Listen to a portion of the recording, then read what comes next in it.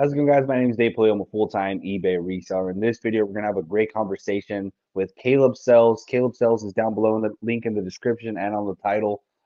He does over $200,000 per year with a 1,000-item eBay store, and he sources mainly from thrift stores. And I kind of want to pick his brain on how he picks the best items because he gets really, really good items, and I'm trying to model that. And I think a lot of people can learn a lot from him. He has a YouTube channel if you guys want to check him out. He puts up great information. I'm going to add him to the stage, and he's going to introduce himself. What's going on? My name's Caleb. I think that's a pretty good intro. I mean, I'm just out here on the grind, reselling mainly men's clothing. I do sell a little bit of everything because, for me, I just don't like to pass up really good items when I see them. So if it's, a pair of shoes that flips for big money, if it's a piece of electronic equipment that, isn't too complicated to test or I know enough about to get it done quickly, I'm just out there to make the money. So whatever is easiest. But for me, men's clothing has been the easiest category for me to find reliable, consistent, good inventory just because clothing is such abundance in our country. And so that's kind of what led me to that category, not, because I'm particular about it, but, that's just the best bang for my buck. Yeah. What would you say your average sell price would be in the men's clothing category? Because I noticed like you're finding bangers consistently, like all the time. And I'm out there, maybe my thrift store's a little different. I do find the bangers, but not as many. But I think it's because you have a better eye. You have a better understanding of more brands as well. So what would you say your average sell price is on those? Yeah, so I just have it pulled up on my screen here. My average sales price in the last 30 days is $40. And Mhm. that is down slightly because I've been liquidating some older inventory for, obviously well under $40. But I would say that's pretty much, I would say like my own personal average is probably about 35 to $40. But of course, it's going to get inflated by $100 sale a lot more than, selling a $20 item. Those the outliers for me are more on the top than the bottom. So I like my typical item I'm picking up, I'm selling it 35 bucks, 25 plus $10 shipping, kind of roughly. That's like my bread and butter thing. And then of course there's higher and lower than that. Okay, yeah, definitely. I do pick up obviously like some more expensive stuff. I'm just trying to focus mainly on that. For you guys that are new to the channel, I was doing like 40 a day, and I was picking up probably 10 really good items, like how Caleb is right now. But I think the extra 30 that I was doing were lower tiered stuff that the sell-through rate is lower and the profit per item is lower. So I'm trying to switch. I'm trying to learn. I'm trying to get better because we just switched over to clothing 3 months ago, and I'm very new to this. But I'm just trying to like surround myself with people that are doing it at a high level, and learn. And a lot of people that watch as well are trying to learn. So, um, how did you get started into reselling? Like, what, like how long ago was it, and how'd you get into it? January 2021, January 2020. I get the years mixed up, but I kind of dabbled in December one year and then started like trying in January of either 20 or 21. I think I think 21. And basically, I had worked a lot of different jobs and did pretty well at all the different jobs that I did, but I never really could see myself doing something for the long term. Like after I'd be there for like a year, I'd be like kind of like what am I going to do next? Because I don't really see myself doing this long term. And I always had this thing down within me. Even from a young age, I was like, I feel like at some point I'm just going to be running my own business, but I don't really know how to do that. And no one taught me when I was growing up, like you can just pick a business and just go do it. Like there's so many ways to like have a business that's not like inventing some product or creating some software or something like that, because all that's pretty much over my head. But as soon as I stumbled upon some YouTube videos of people just going and finding items and flipping it, I'm like, okay, this is just about putting in the work. It's not about reinventing the wheel. And just I saw that little glimmer of this is a way to get into the self-employed uh, realm, get out of working a 9 to 5 job and start creating money for myself and wealth for myself and my family instead of just being a really hard and really good worker for other people. because I like working hard. I don't mind working hard at all, but I'd rather get paid off for that than, you know, somebody else. So that kind of is what mentally sparked it within me. And then I flipped a pair of hunter boots that my wife didn't wear anymore from our closet for 40 bucks on Facebook. And here we are almost $1 million in sales later, just flipping that 40 bucks. Nice, nice. I always knew I was going to do something different as well. I actually started doing eBay first. That was like my first ever way I ever made a dollar was flipping something on eBay. Did that for like 2 years while I was in high school.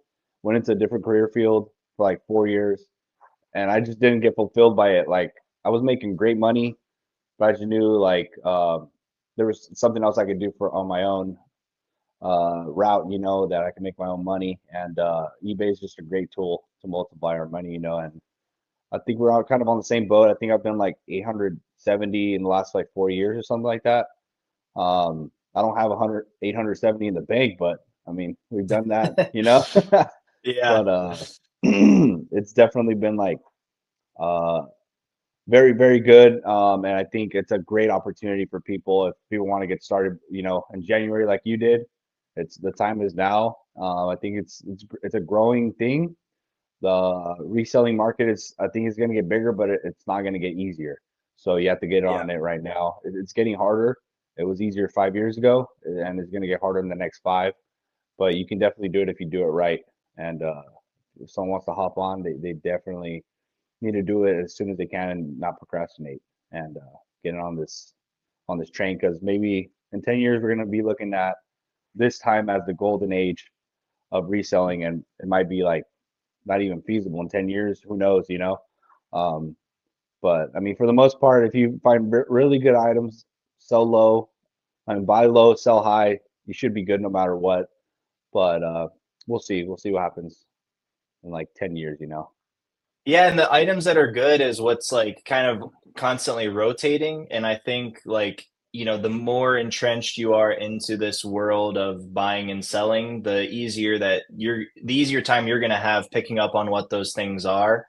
You know, the brands that people say are saturated and don't sell anymore, those were the really good items 4 years ago. And then they kind of move down into that mid tier where some of the better items from the brand you pick up, some of the not good items you leave behind.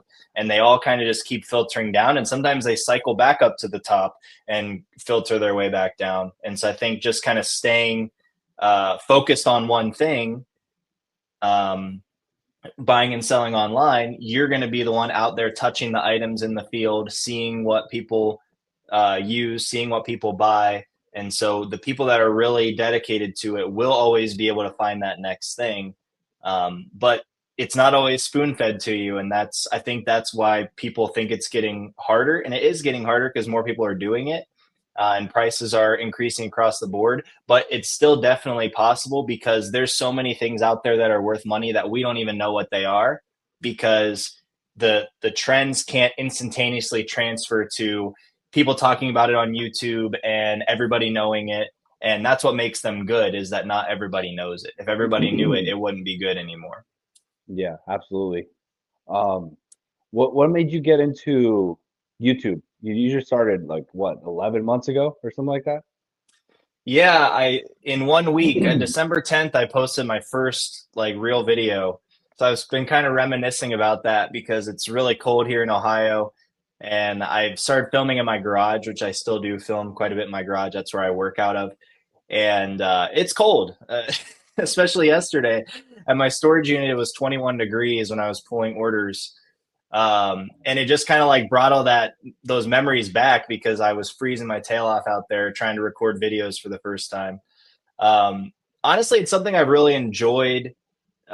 It's like a good creative outlet. One of the jobs I actually did in the past was actually being a video editor for a wedding videography company. And so I have some experience. I've been in and out of creative fields in my career path. And I also am a consumer of YouTube, and that's how I got started with reselling. It's how I got caught up to speed from knowing absolutely nothing to being somewhat dangerous when I was out sourcing for my eBay store. And I just thought, hey, this would be a really good way to break up. Reselling is a very repetitive business. You're doing a lot of the same thing over and over and over again. And while I still love it, like going out and hunting is amazing. I love it almost more than the hunting. I love it when a good item sells and that flip is complete. Like that is such a satisfying feeling. But it is a lot of repetitive things. And so I thought, hey, let's do some video content and something to break up doing the same thing over and over again, because every video is a little bit different. All your interactions with the commenters or the people in the live chat, all those things add their own unique flair to it, where a Polo Ralph Lauren jacket is a Polo Ralph Lauren jacket, and there's no real interaction there. Definitely. Yeah, I started doing YouTube like 10 years ago. I've always wanted to do it. It's like, honestly, I love it. Like, I love doing YouTube. I love the interactions with people, and it's a creative outlet, like you said. And obviously, you love it even more when it's working for you and people are tuning in. If you've been posting 200 videos and no one watches, it's really hard to keep it going, you know. And you've grown a lot in the last 10 months. I've been doing this channel for 3 years. It was like my 3 year anniversary like 2 weeks ago. And it went always pretty good, but I was never consistent. I've been really consistent like the last few months, but you've been consistent the whole way, and just keep it going. You're gonna get there, you know. You're gonna get to 10,000 probably at the end of it by the year, right? I hope You're like at we got a over month. 9,000. Yeah, yeah. Here in the next month, you'll be over 10, and yeah, you have a lot of knowledge. You speak well, you know. Just keep it going for sure. And Thank you. yeah, so what were some of the people that you were watching when you were first starting out? I don't know if it was the first thing that I watched that like kind of opened my eyes to it, but I definitely like was binge watching Harry Tornado and watched every single one of his videos for a super long time.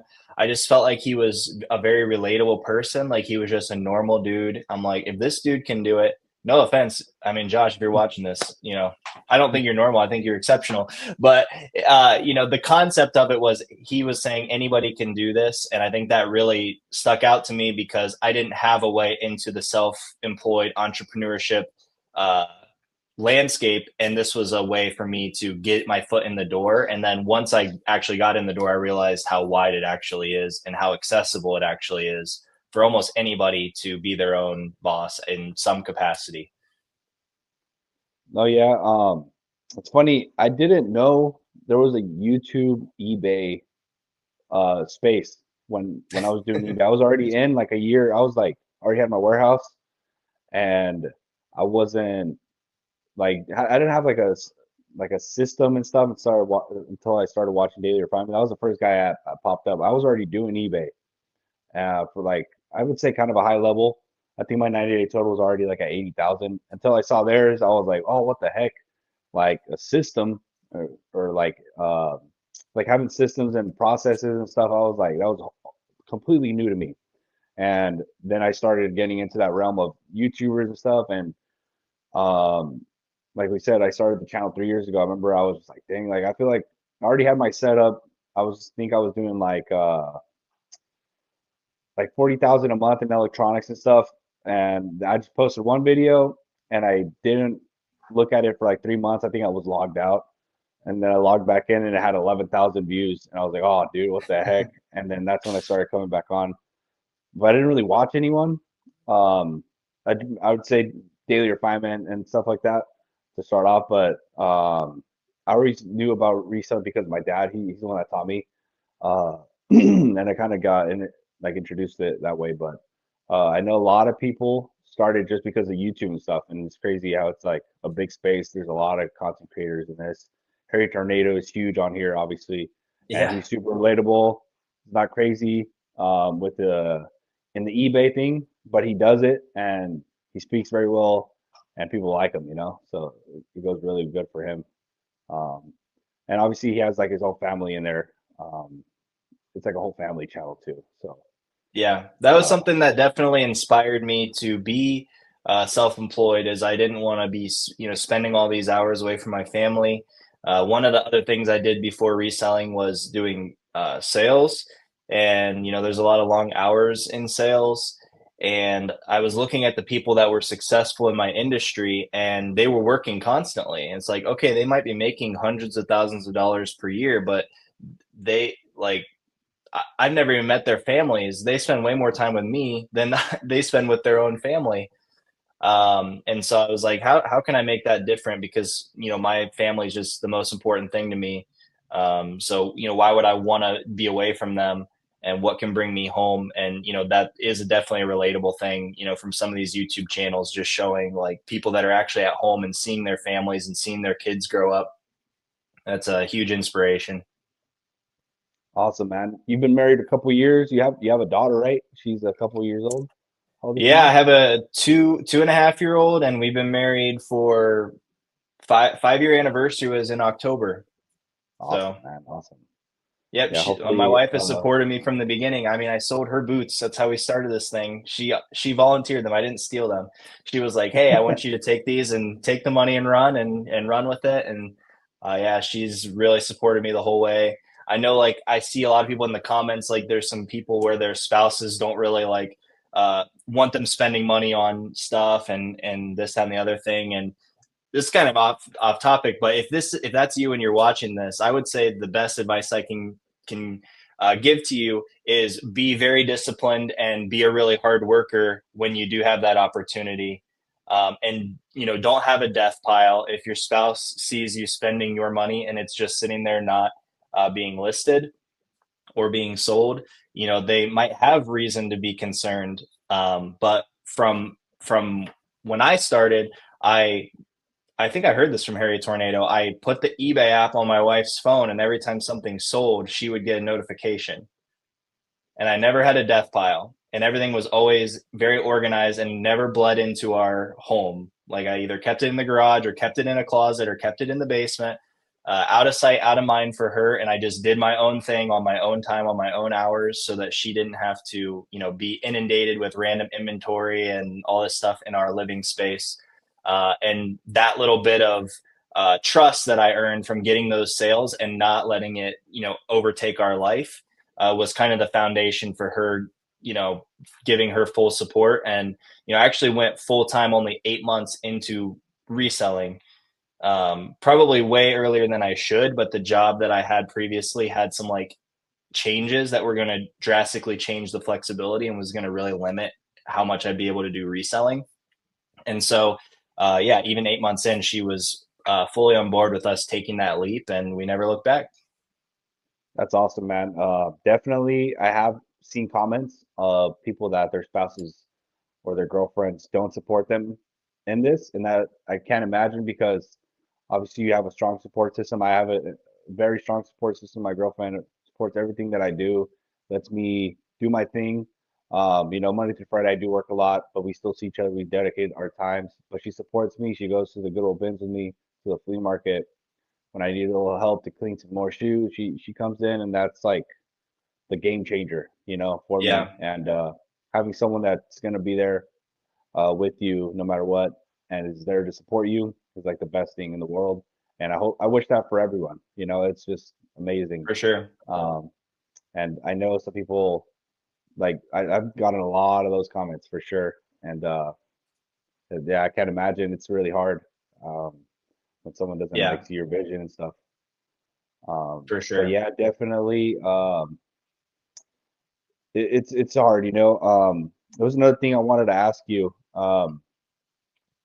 What is your sell-through rate requirements? Like, do you mainly focus on 100%, 50%, 40%? At what when do you say screw it on the sell-through rate if it's a very high profit item, if it's maybe 30% or 10%?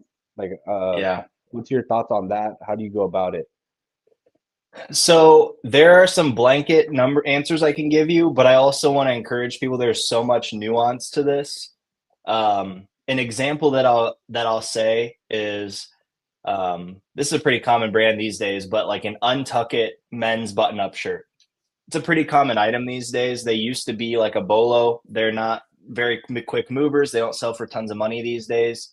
Um, but an Untuck It button up shirt probably has a 100% sell through rate at a certain price. So if I'm getting that shirt for 50 cents or a dollar, I might be willing to pay 50 cents or a dollar, even though that shirt in that size has a 20%, 10% sell through rate, because I know that brand has a lot of sales volume on eBay. And so maybe I'm okay with, you know, taking a little bit longer to sell. Um, but I'm also going to price that at well under what people are trying to purchase that or sell that item for. So like maybe that's 15 bucks plus shipping, whereas I know they sell all the time for 25 plus shipping. But they still sell at maybe 10% 90-day sell through rate at that price. But maybe at 15, that sell through rate is closer to 70%, 80%, maybe even 100%. These are made up numbers. I don't know what it actually Mhm. is, but that's one thing I like to throw out there before I kind of give hard and fast sell through rate rules, is that there's so much nuance and people really underestimate the power of the different things that you can do to make your items sell. If you price your item cheaper, your item is going to sell faster than a more expensive item. That's just very basic economics. If there's the exact same shirt sitting there, one's for 15 and one's for 25. The one that's $15, the same shirt is going to sell infinitely faster than 25. Now, I'm not saying go underprice all your items and get everything moving, because we want to make the most money that we can. So I'm not saying I price everything at 15, but I just want to throw it out there that um, there are a lot of things that affect the sell through rate. But as far as a hard and fast sell through rate rule, I think if you're trying to have a fast sell through rate store, I think I found 60% is a pretty decent number. Um, if you try to go 100%, you're not going to find enough inventory, in my opinion, unless you have some crazy connections, or you maybe live in a certain area, or maybe you sell in a different category than clothing. For men's clothing, I would say the 100% sell through rate items are pretty few and far between. But I do think that between 60 and 100%, that leaves a lot of meat on the bone. Those items are findable, especially depending on what your thrift store prices are. If let's say you shop at the bins, there might be items that have a 60% sell through rate, but only sell for $15 to $20. That might be a good flip in your business. I mainly shop at retail thrift stores. They do have pretty high pricing at my thrift stores. So I do have to be a lot pickier with those items. A 60% sell through rate, if I'm only going to make 5-10 bucks, but I'm spending 10 bucks to make that, so I don't go just by the sell through rate. But I think 60%, if you're doing everything that you can, 60% is going to give you a pretty decent sell through rate in your store. Because if you're tuned in online watching YouTube videos, if you're doing all your customer service right, if you are listing every single day, if you're doing all those things that most people on here are telling you to do, you're already in the top, let's say 20% of people on eBay. 80% of people on eBay don't know what they're doing at all.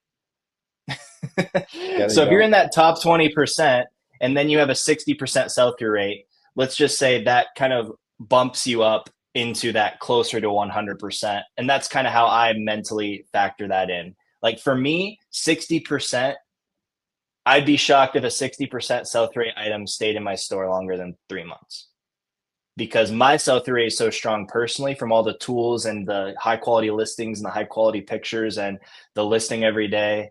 I'm on 2.5 years of 15 items a day, no misses. I mean, I'm that I'm that strict with it. I schedule it out. A few days. I was scheduled up through today when I started taking off for Thanksgiving. So like, you know, I would say I'm maybe better than, in the top 20%, maybe closer to the top 5%. That's my goal, is to get top 0.1%. Absolutely. But that also increases your chance of selling those items. So if I had to say a blanket, I would say 60% still counts as high sell through rate, in my opinion. Yeah, But of course, definitely. the higher the better. Yeah, yeah. The higher the better, obviously. Definitely there has been a lot of like comments that I've been getting that my sell-through rate isn't good. But honestly, I don't mind if something sits on my shelf a little bit if it's going to give me a higher profit per item. Even if it's 30.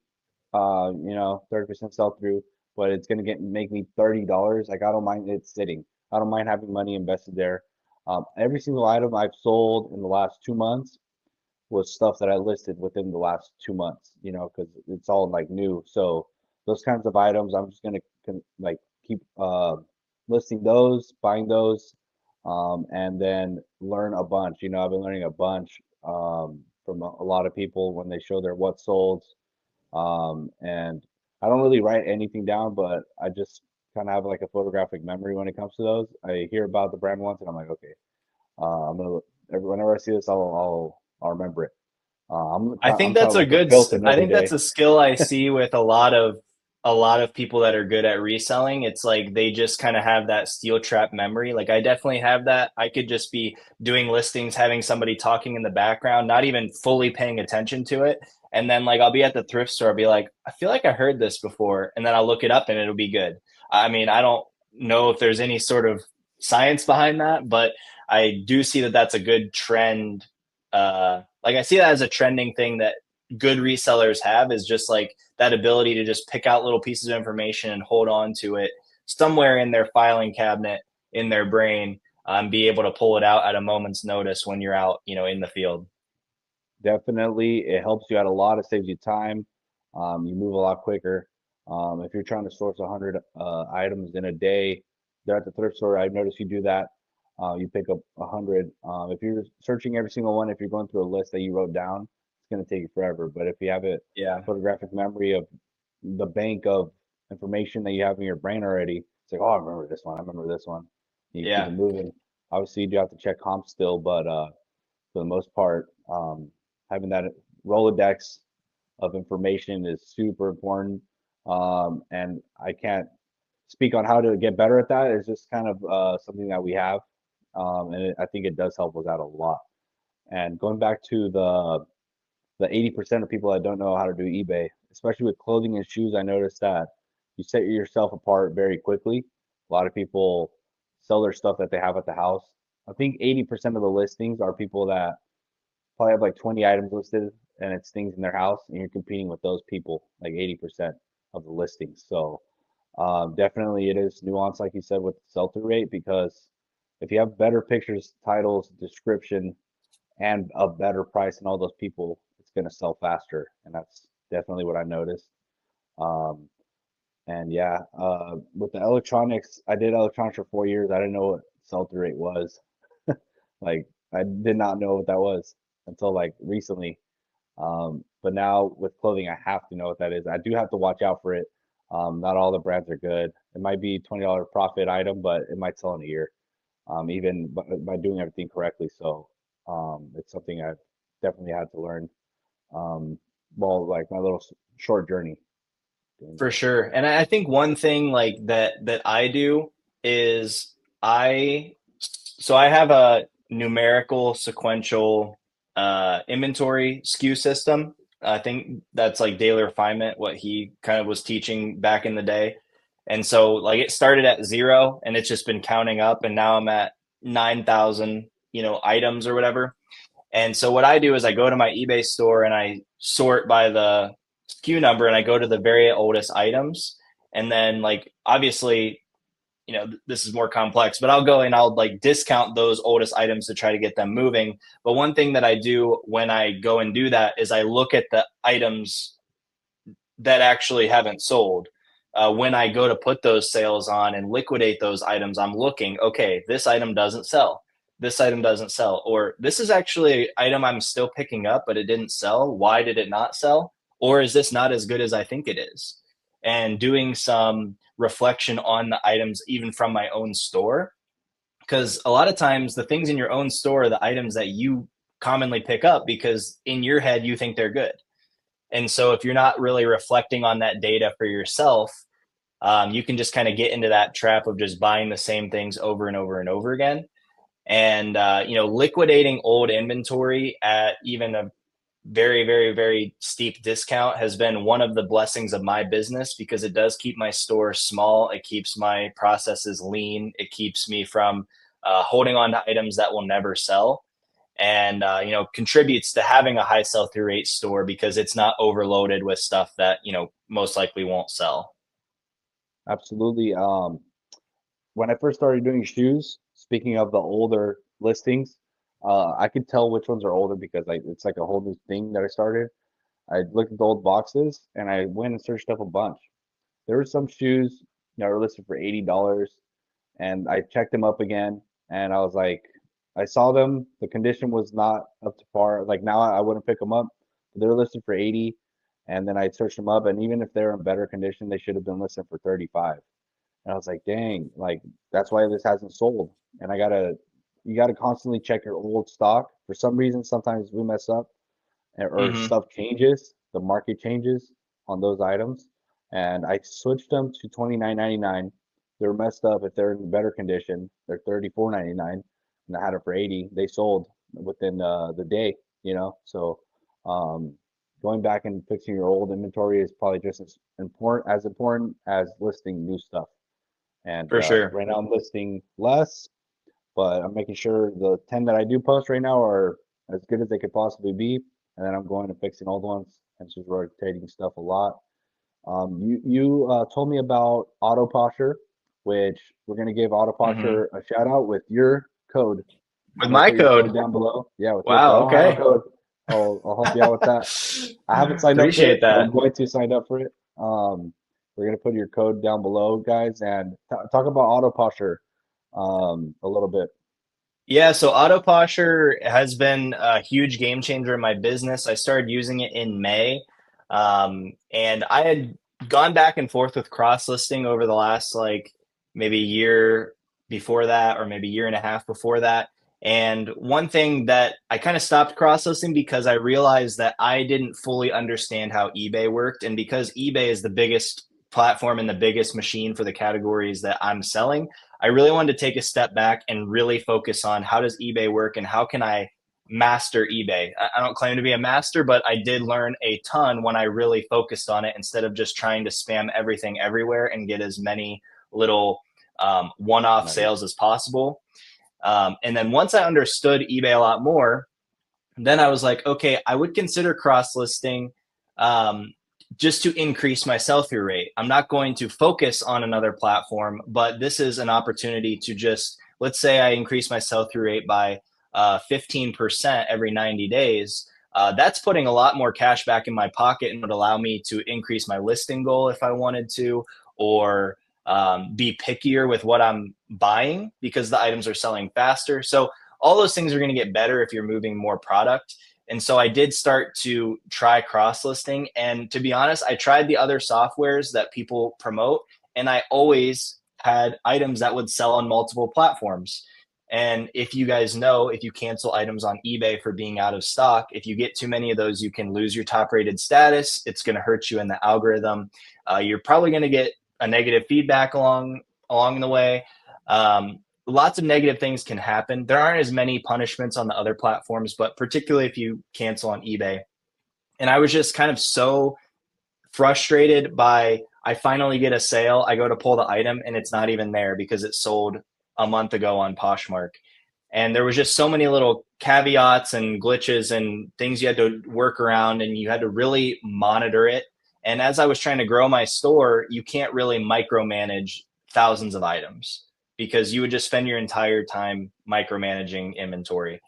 I got recommended Auto Posture. I looked into it, and the thing that really, really set it apart for me is that they use uh, AI and automation to eliminate a lot of the micromanaging, a lot of the extra clicks, a lot of the all those little things, and then they also ironed out the kinks in the auto delisting that the other softwares that I tried had. So I've not had a single item that sold on one platform not delist from another platform since using it in May, and that's let's see, May was how many months ago?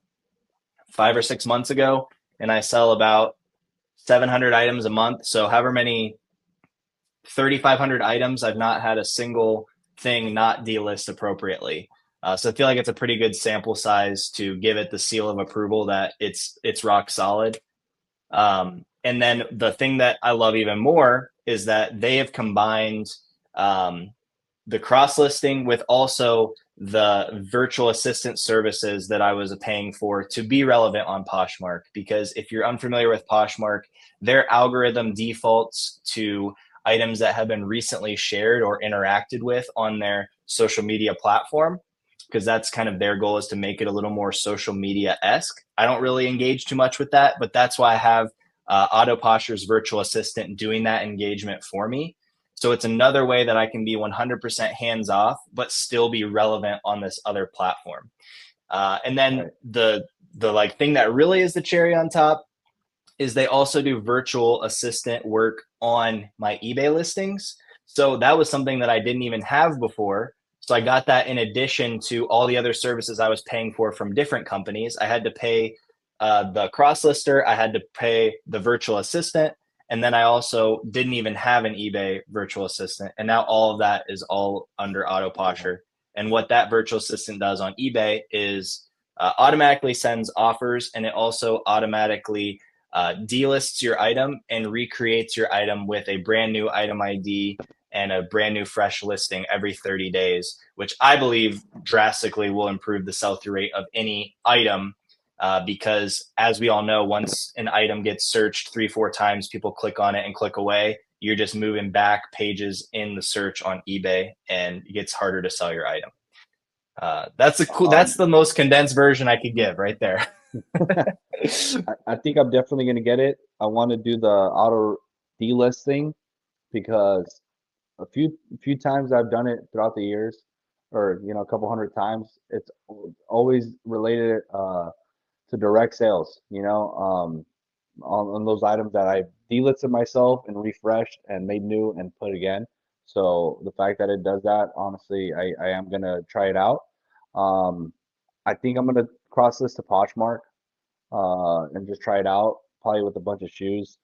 But I don't know. I'll see. Obviously, I want to just stick to eBay, but I'm not gonna turn down some extra money on the stuff that's already there. Uh, Mhm. and yeah, I'm gonna give it a try and document the journey on YouTube as well on how processing a Yeah. Poshmark goes for me. I'm excited to hear how that goes for you. I think, like, from somebody that has done it, I think if you're trying to create a business that caters to eBay and Poshmark, I think you might kind of run yourself a little bit silly. So what I do is I cater my business and I solely focus on eBay, but I treat the cross listing and going to Poshmark as, if the stars align and if this item happens to sell on Poshmark, I'm just going to help that increase my sell through rate. I don't source for Poshmark. I don't focus on Poshmark. I don't even log into Poshmark other than to accept or decline offers and to ship the orders. That's literally the Hmm. only thing I do on Poshmark, because I know that eBay is what's feeding my family. It has Hmm. the user base to create the sales that I need to survive in this landscape. But uh, Poshmark has been a great tool because I'm focused in on men's clothing now mainly, to just increase my sell through rate. I looked it up yesterday, just out of curiosity, because Poshmark doesn't really have like a 90-day total or whatever where you can see. So at the end of the month, I try to look what it was for the last 3 months, because then I can kind of add that to my eBay 90-day total, with the month totals, and try to kind of do some fuzzy math to kind of figure out where I'm at. And let's see here. In the last 90 days, if I include the Poshmark sales for the last 3 months, I had 1,786 items sold, and I currently have 1,175 items listed. So let's call it 1,200 and 1,800. So I have 1,200 listed ish and 1,800 sold ish in the last 90 days. And on eBay, did I say 1,200 or 1,800? You said 1800 with the Poshmark, right? Yeah, 1,800 sold. And so that's about 1,400 on eBay, and then another 400 to 500 on Poshmark in the last 90 days. So that's just on top of what I would already be doing on eBay. Of course, some of those items probably would sell on eBay in that 90-day period. Um, but that's just a little bit of a scope for me. It took me from about 100% sell through rate store to 150%, Hmm. 1,200 to 1,800. Yeah, 150% sell through rate store, from cross listing. Yeah, that's crazy. I'm gonna try it out for sure. If I can get to 100% sell-through rate with the kind of store I have, that's my goal. I'm gonna try it out. It's gonna be hard because all this stuff is new, but I'll just keep hacking at it. So you're doing 15 a day. You've been doing that for a long time. You have a draft bank, really consistent. You can still spend time with your family, and you're doing social media. So you have a really good balance. Obviously, you have good cash flow. You source like 1 day a week, right? At thrift stores mainly. So, Yep. you have a good system right now, and I'm glad it's working out for you, man. And we always comment on each other's posts consistently, and I'm doing these videos to like have a good community of people that do the same thing as us in different ways, and so we can all learn from each other and all support each other as we do this. So glad it's all Absolutely. And working I out think for you. that's the best thing about like putting yourself out there and making some content and commenting on posts. Like I even have a good friend that just was like a commenter on my videos and just was commenting so much helpful information. We just became friends on Instagram and shared numbers, and now we text and became friends. And I think that's one of the beauties of this social media world, is that you can actually get some friends and people to talk to about, like, I still tell my in real life friends cool stuff when it happens to me, but like they're not going to get as excited as me finding a Carhartt blanket line jacket for $12.50 than Hmm. people that sell clothing online and realize, wow, your thrift store normally prices that at $50 and you caught them slipping for $12.50, and that's a Yeah. $150 jacket. You need people to get excited about what you're doing and to encourage you and to inspire you. I'm inspired by seeing your warehouse and seeing your 3,000 item store. Like that's really cool. Like that's a different strategy than what I'm doing. So it helps me think like, hey, do I want to grow my store, or what's the next stage in my business? And there's people on YouTube at every single stage. So that's the cool thing. You can kind of pick and choose like, oh, I want to take a little bit of that and a little bit of this and a little bit of that. And you get to make up your own business model, your own lifestyle built around this. You want to make a little money on the side. You want to conquer eBay and be a millionaire. I mean, and everything in between. I think it's really cool. You can do whatever you want to do. If you have an insane goal, you can reach it. If you just want to do it on site, you can do it. You can literally do anything with eBay, and that's the beauty of it. You can uh, cater to it however you want to do it. Set up your life how you want to do it, and it's honestly awesome, and it's a great opportunity. And I encourage anyone that's new that wants to try it out, to try it out. Watch a bunch of people. Watch Caleb. Watch the Resale Brothers. I learned a lot through their videos. I watch their videos, and while I'm like shipping or something, just to learn new brands. I'm trying to constantly learn and get better on this. So there's a lot of people out there. Just search up eBay, YouTube, and a lot of people are gonna pop up if you guys want to watch me. But yeah, man, I think we had a really good conversation. We got to do this again Yeah, here in a man. bit and see where we're at. And yeah, it was really good. And I think the people are going to like this video. We post it up here shortly. And Cool. yeah, it was good. Yeah, thanks for having Cool. me, man. I appreciate it, and I'm excited to see what your like 3 month check in after doing some cross listing is. I'm just kind of curious. No, yeah, we're going to see. Hopefully it goes good. Hopefully it goes good. And we'll see. Right, man. I'm going to catch you later. I'm going to catch you guys later, guys. Video coming to get to tomorrow, probably. Been posting a lot. And yeah, guys, that's pretty much it. Gonna catch you guys in the next one. See you, Caleb. Take See it you easy, man. later.